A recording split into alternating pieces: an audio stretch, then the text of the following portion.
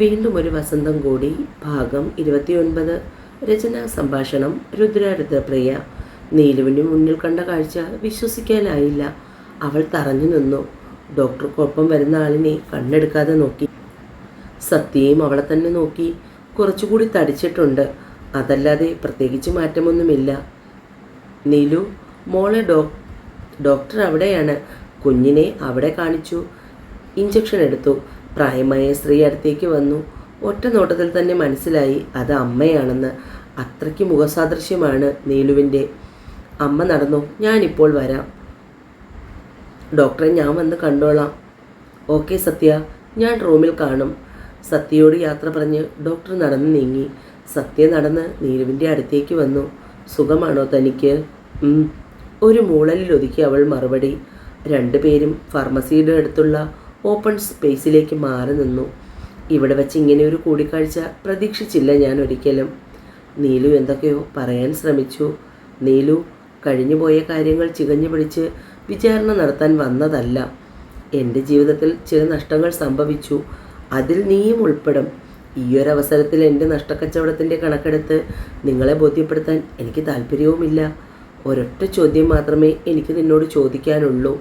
വിവാഹശേഷമാണ് ഇങ്ങനെ ഒരു ആക്സിഡൻറ്റ് സംഭവിച്ചിരുന്നതെങ്കിൽ അന്നും നീ എന്നെ ഉപേക്ഷിച്ചു പോകുമായിരുന്നു.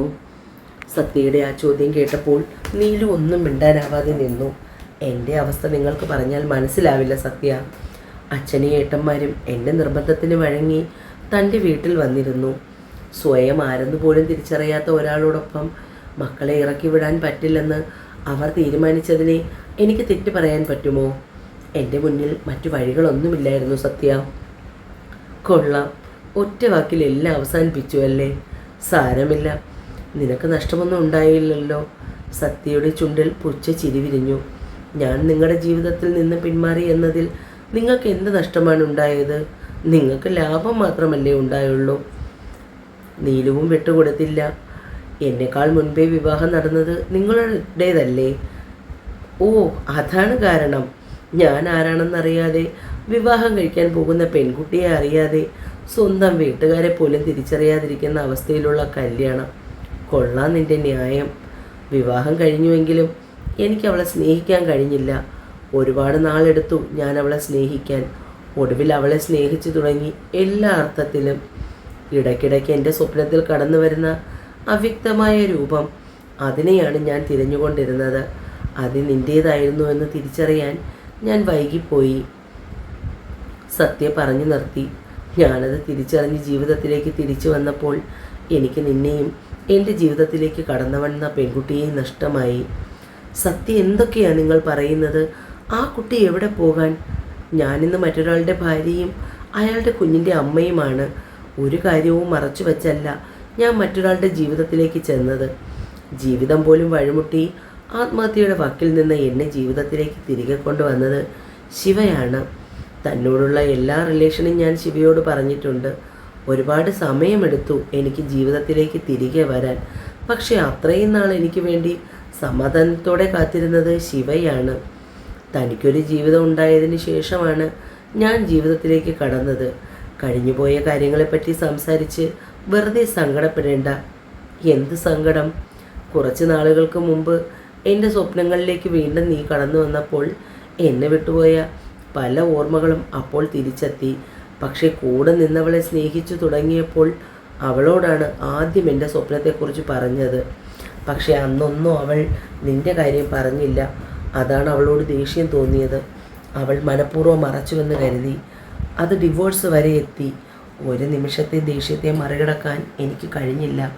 അവളെ ഒന്ന് കേൾക്കാൻ ഞാൻ തയ്യാറായില്ല. ഇപ്പോൾ ഞാൻ മനസ്സിലാക്കുന്നു, ഞാൻ ആരെന്നറിയാത്ത സമയം എൻ്റെ ജീവിതത്തിൽ കടന്നു വന്നവൾ, എൻ്റെ രാവുകൾക്കും പകലുകൾക്കും മിഴിവേകിയവൾ, അവളെയാണ് ഉപേക്ഷിച്ചത്.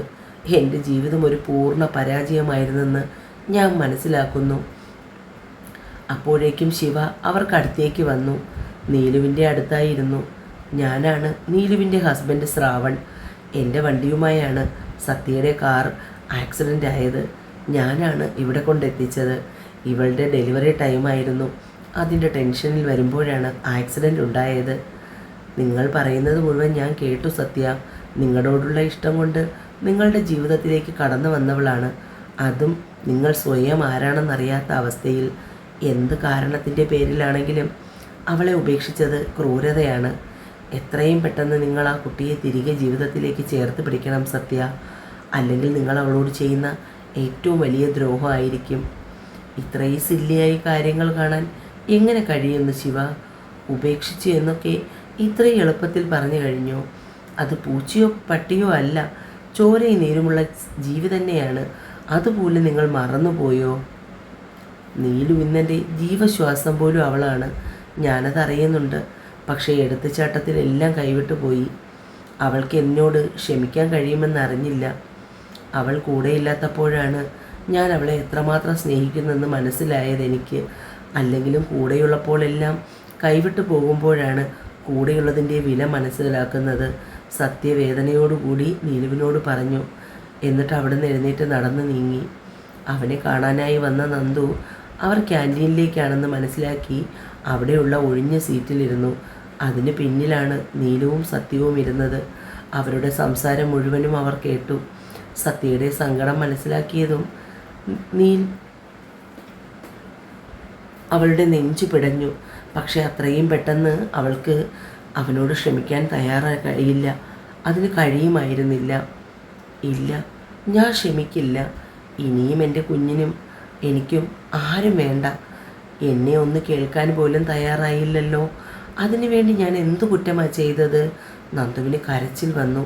അവൾ വേഗം എഴുന്നേറ്റ് ലിഫ്റ്റിനടുത്തേക്ക് പോയി. അപ്പോഴാണ് ലീലാമ്മ സിസ്റ്റർ അവളുടെ കയ്യിൽ ഏൽപ്പിച്ച മെഡിസിൻ്റെ കിറ്റ് ക്യാൻറ്റീനിൽ മറന്നു വച്ച കാര്യം അവൾ ഓർത്തത്. വേഗം തന്നെ ലിഫ്റ്റിൽ നിന്നിറങ്ങി. അവളെ തിരഞ്ഞു വന്ന രമേശൻ ലിഫ്റ്റിൽ നിന്ന് ധൃതിയിലിറങ്ങുന്ന നന്ദുവിനെയാണ് കണ്ടത്. എത്ര നേരമായി മോളെ, ഞാൻ നിന്നെ നോക്കി നടക്കുന്നു, നമുക്ക് പോകാം. ഒരു മിനിറ്റ് ഏട്ടാ, ഞാൻ ലീലാമ്മ സിസ്റ്റർ ഏൽപ്പിച്ച മെഡിസിൻ ക്യാൻറ്റീനിൽ വെച്ച് മറന്നു. ഒന്ന് പോയി എടുത്തിട്ട് വരാം. അത് ഞാൻ പോയി എടുത്തു വന്നാൽ പോരെ മോളെ? അത് പറ്റില്ല ഏട്ടാ. ക്യാൻറ്റീനിൽ ഇപ്പോൾ അതെടുത്ത് സൂക്ഷിക്കുന്നുണ്ടാകും. എടുക്കാൻ ചെല്ലുമ്പോൾ ചോദിക്കും അതിനുള്ളിൽ എന്താണ് ഏതാണെന്നൊക്കെ.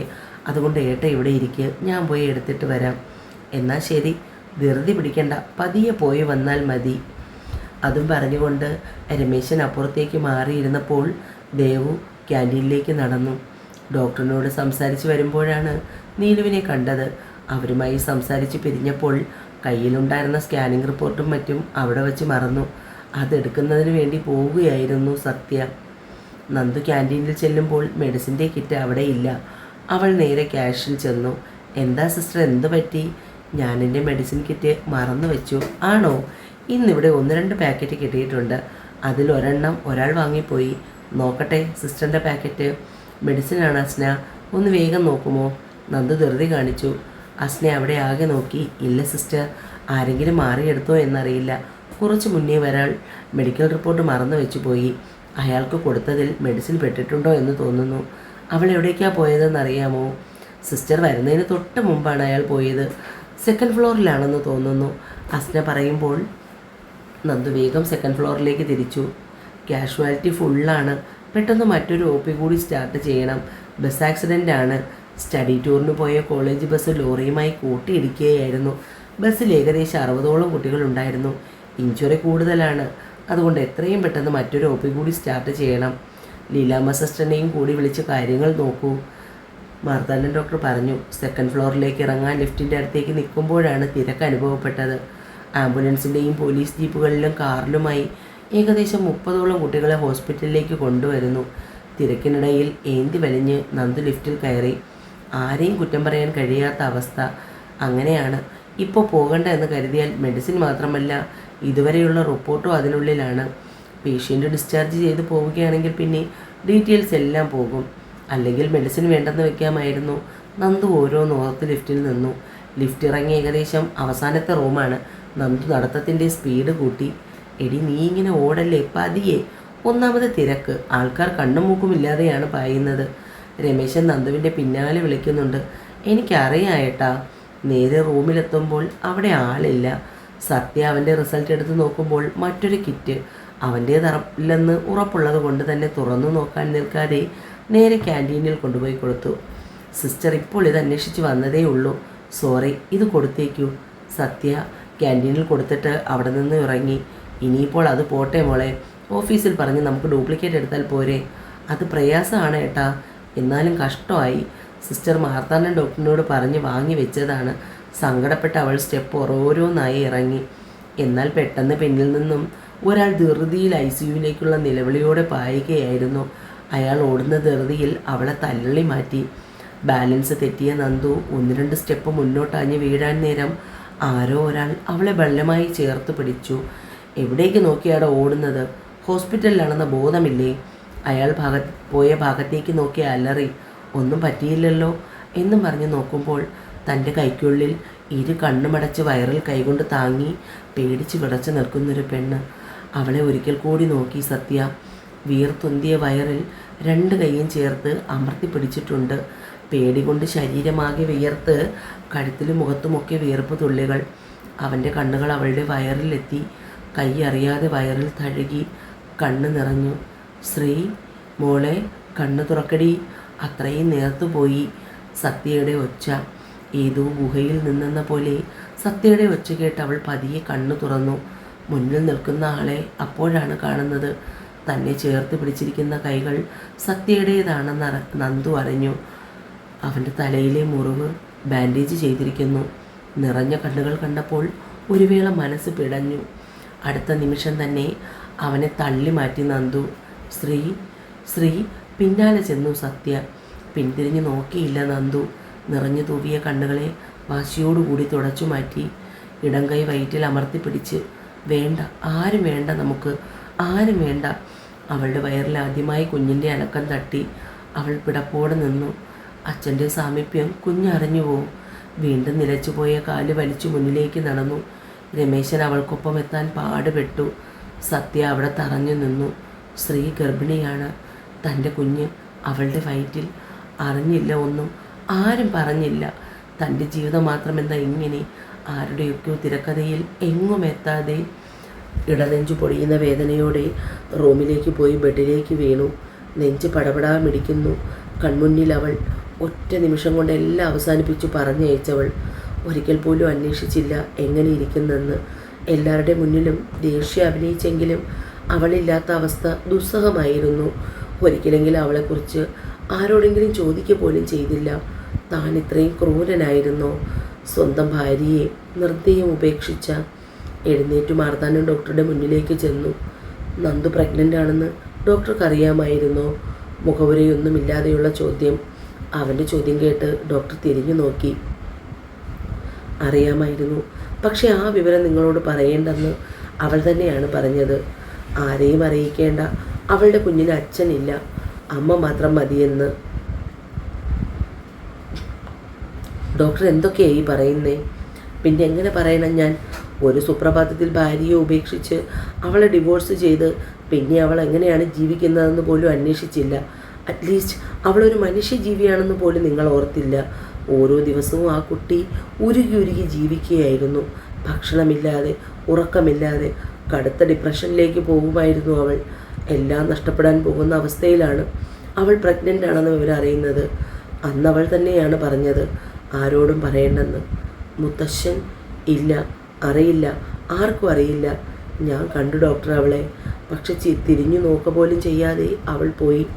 സത്യ അത്രയും അവളുടെ മനസ്സ് വേദനിപ്പിച്ചിട്ടുണ്ട്. നീ എപ്പോഴെങ്കിലും അതിനെക്കുറിച്ച് ചിന്തിച്ചോ? ഈശ്വരമംഗലത്തിനപ്പുറം അവൾക്കൊരു കുടുംബം ഉണ്ടായിരുന്നു. അച്ഛനും അമ്മയും സഹോദരനും വല്യച്ഛനും അടങ്ങുന്ന ഒരു കുടുംബം. അവിടെ നിന്നാണ് നിന്നെ പരിചരിക്കുന്നതിനായി അവൾ ഈശ്വരമംഗലത്തെത്തിയത്. നിൻ്റെ ഭാര്യയായി. എന്നിട്ടും എത്ര പെട്ടെന്ന് നിനക്ക് നിൻ്റെ ജീവിതത്തിൽ നിന്നും അവളെ ഒഴിവാക്കാൻ കഴിഞ്ഞു?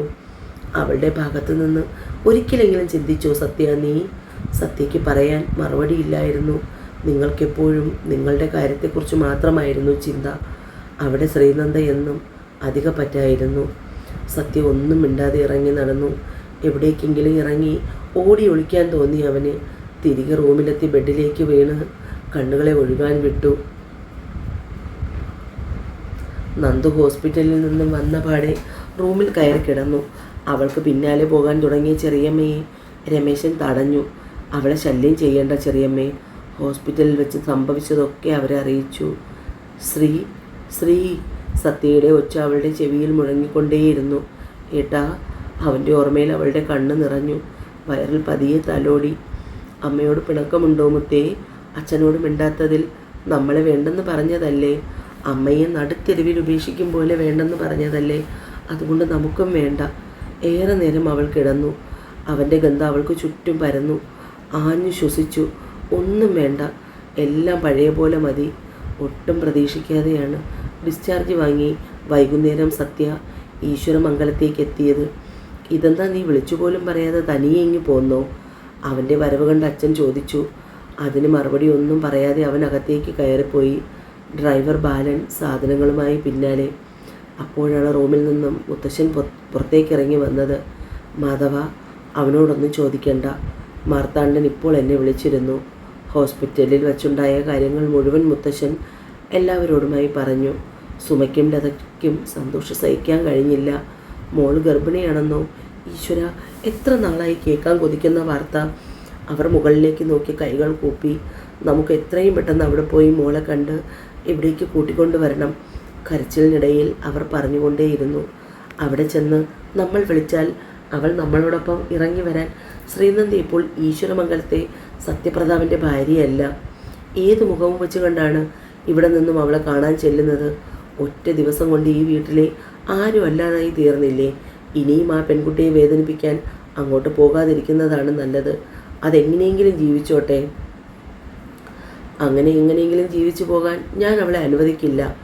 അവൾ ഈശ്വരമംഗലത്തെ സത്യപ്രതാപൻ്റെ കുഞ്ഞിൻ്റെ അമ്മയാണ്. ആ കുഞ്ഞ് എൻ്റേതല്ലെന്ന് പറയാൻ അവൾക്ക് കഴിയുമോ?